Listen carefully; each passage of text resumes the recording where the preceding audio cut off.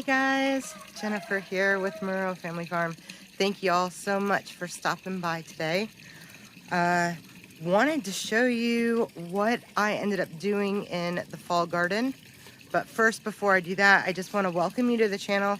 If you're new here, please make sure that you hit that little subscribe button, hit the notification bell so you know the next time that we post a video, and like this video and share it with your friends. It would be really helpful to the channel and we would really appreciate it. But today I'm going to just give you a little bit of an idea of what we have done in the fall garden. I was debating on if I was going to do a fall garden because I wasn't sure if we were still going to be living in this house or if we would be moving on to our next farm. Because if you're new to the channel, we actually still have our house up for sale, but it has not sold yet. I'm sure the interest rates is not helping the situation much, but that is okay. We are totally fine with whatever happens, but I want to be prepared. So regardless of if we end up selling our house or not, I want to make sure that there is some food in the ground. If there is food in the ground and we end up selling, then we're just going to be blessing somebody else, and we're 100% totally fine with that. And if we're still here, we are 100% totally fine with that also. And we will just wait until probably summer of next year to sell. But with that being said, I did not do much because I really was not sure what I should do. So some things I have started from seed, which is finally starting to germinate and sprout a little bit. But most of the stuff that you're going to see today is going to be things that I picked up from Walmart, and also we have a place here that's called Marvin's, and it is just basically a smaller Home Depot, Lowe's kind of place. So they had some trays of some vegetables, and I decided to just go ahead and pick some up just to be on the safe side. So let me turn you guys around and show you what we're working with this year. Like I said, we don't have much in the ground, but we do have a few things. This is collard greens. So I put 2 things of collard greens in, and then I also have, I believe I put cabbage. So this is cabbage. I have 4 cabbage in the ground.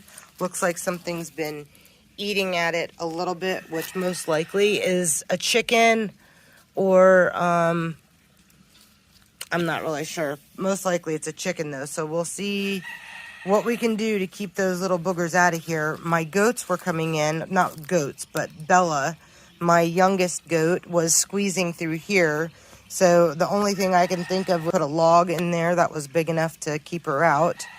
And then in my green stock here, I have some spinach that I found. I think I got this at Walmart. So the Walmart spinach looked really nice.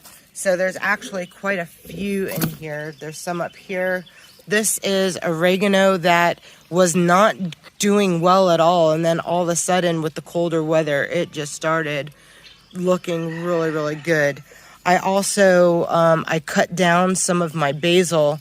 So my basil is starting to come back really nice as well. You'll see that there is in here, this is just going to be some lettuce. And as you can see, the lettuce is growing in here as well. They're just basically salad greens, but they are starting to germinate. And I believe this is spinach right here. So I'm really excited to see spinach germinating because I have not been able to grow my own spinach, probably because it was too warm. But then there's also some more salad greens. We have some kale down here. I have a couple of carrots that I was trying to see if they would grow in here. We have, sorry, let me get these zinnias out of the way because the zinnias are still doing great. There is some, that might be broccoli. I think I wanted to see how broccoli was going to do in the green stock. We have some onions growing and more kale. My daughter absolutely loves kale. And then also, this is so funny. I said this in one of the other videos about how this is a pepper, and it's a jalapeno pepper. I don't know how it got in here or how long it's going to last, but I'll let it stick around until it decides to die, and then I'll pull it out. But basically, the green stock is just going to be kale, spinach, and lettuce for the most part. The broccoli was just an experiment, and then also, you know, like the herbs. So some basil and oregano. But I really do want to get some cilantro in here. So because I wasn't 100% sure whether or not we were going to be here, I wanted to put some vegetables in pots just to take some kind of stuff with us to our new home, so I wouldn't be left with nothing. So in here, obviously, we have some kale. And then over in this one, it is broccoli. These are some more collards in here. And this is cabbage in here. Cabbage, kale, and broccoli. Some more broccoli. Some spinach over there that is wilting a little bit. I need to get some water in there. We've got some spinach and broccoli in here as well. My mint, all of a sudden, this is mint that I've had for the last, oh gosh, almost a year and a half, I would say. It's been around for a little while, and it was really dying on me. And then I pulled everything out, and look how beautiful it is. And when you touch it, oh man, it smells so amazing. If you don't have mint, if you don't like mint, just get it for the smell, because it smells just amazing. Over here in the ground, I put some more broccoli on that side. This is from the beginning of spring, and it all of a sudden started growing again. So I'm curious to see what comes up there. And then there's also broccoli there, and something's growing right here as well. And I'm hoping that this is cauliflower. But it could also be cabbage. I'm not really 100% sure yet. I planted a kale in here as well. So if you guys weren't with me when I said that I put some seeds in our raised bed here, I'm going to explain to you just really quick why it's not completely full of dirt. Again, it was because I did not come in here and mend the soil at all. I wasn't sure if we were going to be here or not, so it cost money, and we don't have a bunch of soil to mend it with. So I put the soil where I needed to put it, and I know that this is really good soil in here, so I wasn't too worried about not filling it to the top. So as you can see, there's definitely some weeds in here, but we have, I want to say that this is probably cabbage, and I think this one's broccoli. We got another one growing here. We got some more growing here, and also here, and we got a couple of them growing right there, which I should thin out a little bit, but we'll just see how it does. And on this side, we have, I think this is a spinach. There's more cabbage growing here. And then something's growing there. But there's weeds, you know. There's also tomatoes. We've got a bunch of tomatoes growing in here. I keep on trying to pull them out as often as I see them. But this is where our tomato vine was. We had a bunch of tomatoes in here, and there's actually still some tomatoes that are decomposing in here. But the seeds have decided to grow little baby tomatoes, which is fun, but not really wanted at the moment. I will come in and weed all of this stuff out when things really start taking off. I left the leaves in here because once these leaves break down, this is going to turn into some good soil also.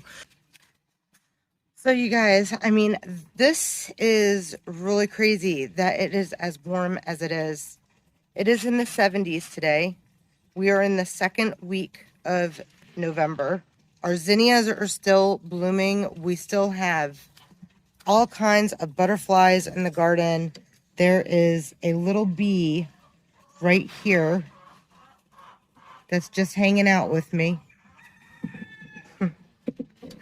And I mean, that is really kind of strange for this time of the year. If it doesn't get cold this year, then that's going to be strange for sure. But it's still the beginning of November, so it's just an oddly strange November.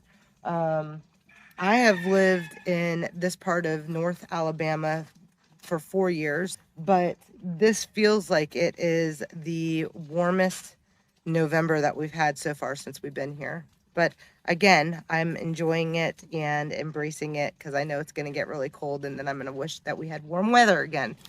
So we have a few more things that we're growing in a different raised bed that we have. But the majority of our food that we're growing for fall is really just onions, carrots. We still have some sweet potatoes that we're going to have to harvest here soon, but I don't think they're quite ready yet. Also, we have, onions, carrots. We did put some garlic into the raised bed. We have some sweet potatoes, kale, cabbage, cauliflower, and broccoli, along with like the spinach and the lettuces. So I'm super, super excited about that. This is the other raised bed I was telling you about. We have some onions growing in here, and the onions are doing really well. This here is garlic, but garlic takes a really long time before it's ready to harvest. So we won't be able to harvest this garlic until probably summertime. So it's going to be a while. But we do have some carrots that are growing in here. The carrots are kind of far and few in between, but that's okay. Again, it's still better than nothing. This is the sweet potato. So I should probably come in here and try to dig it up a little bit to see how the sweet potato is doing.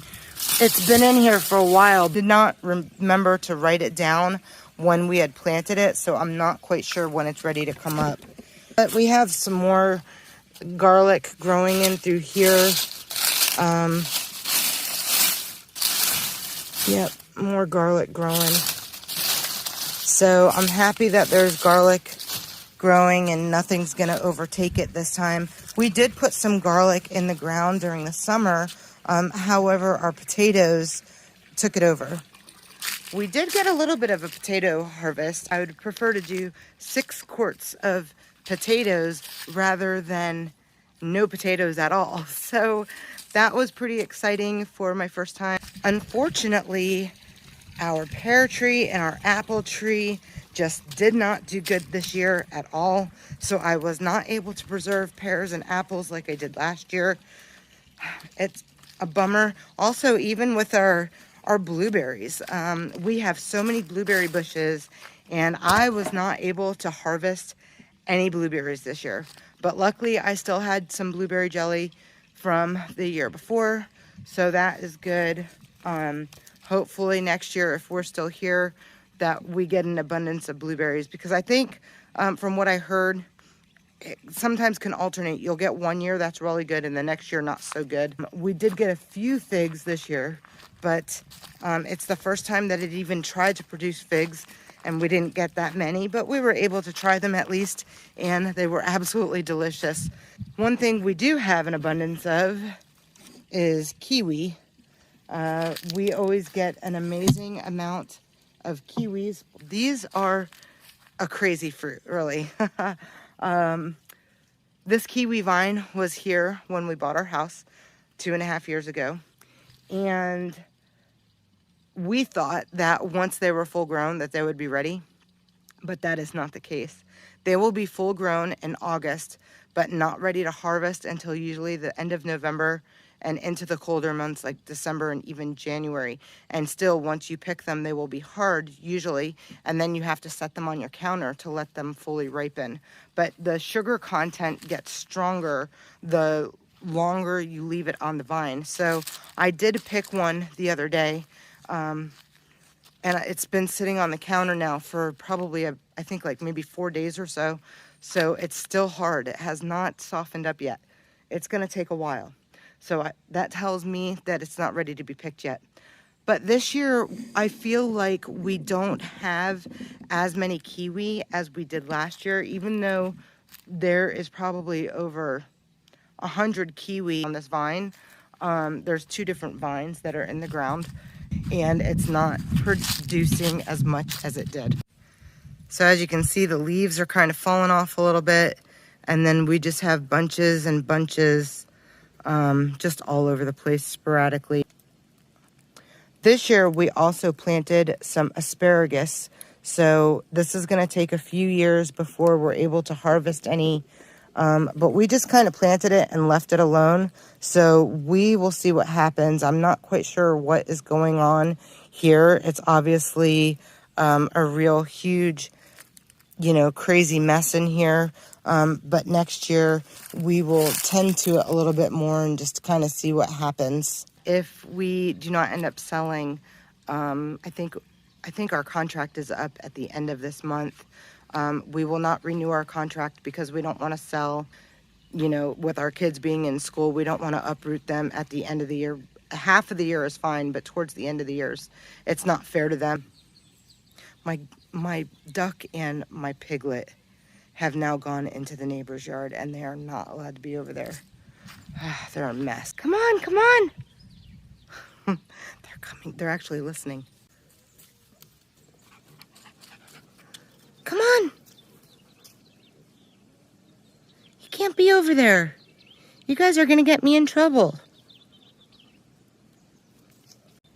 Is that not the cutest sight you've ever seen?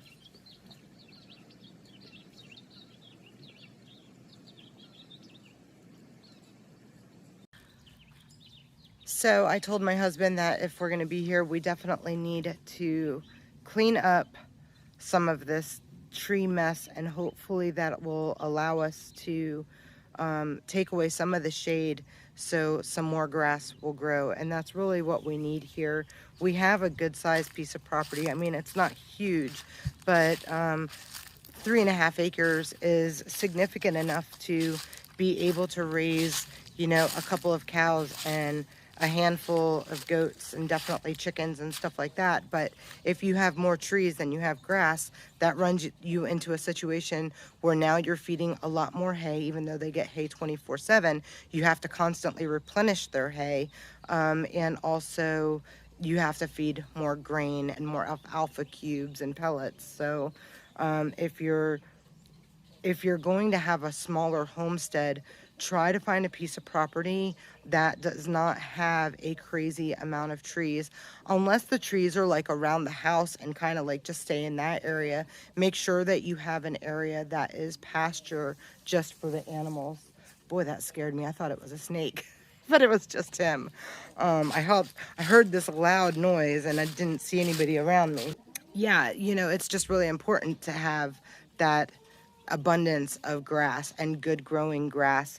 Even if it's not good grass, you can always turn it into good grass over the years, but having trees makes it very difficult to do that. But it could definitely be done. Hey, Sergeant. Everybody sleeping? Does this hot weather have you down? Huh? I'm sure it's affecting you guys a little bit, isn't it? My poor babies. Hope, you're looking so big, sweet girl. You're looking so big.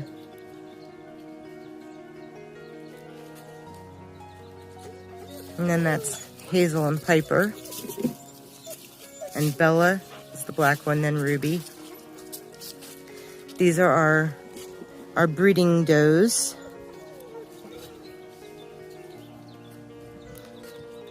The 3 littler ones are just now starting to get into the area where they're able to be bred. And then Piper and Ruby should already be bred, which they're looking quite large. So I'm pretty sure that they are bred. Hope, I saw her running today and she's looking a little wide also. So it's a very good possibility that she got bred to Geo when we had Geo in the stall with her.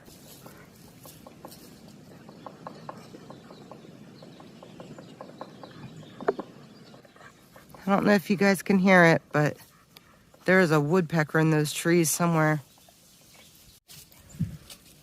Then our Zebu and Daisy, our almost mini Jersey cow. She's 43 inches, so she's just over the mini size. Of course, Tiny Tim, he's always out. How are you guys doing today, huh?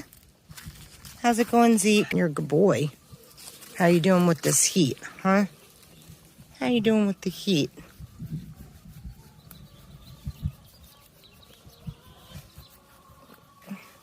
You're a good boy. You're a good boy, aren't you? Miss Daisy girl. So we're still trying to figure out if Daisy's pregnant.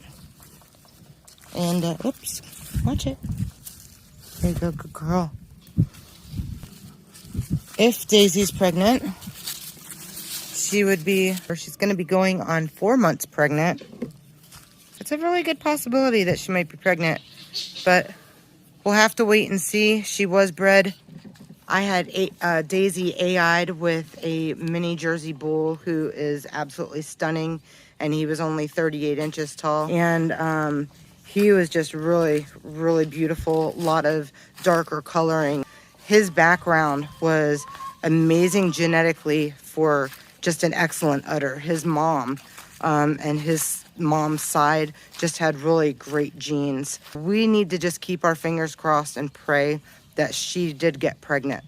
If you guys have been watching us long enough, then you know that our statistics with AI have not been so great. We had a mini Highland. She was white, she was beautiful, and the saddest day for me, besides of course all the loss that we've had, but the saddest day for me was the day that we actually sold her.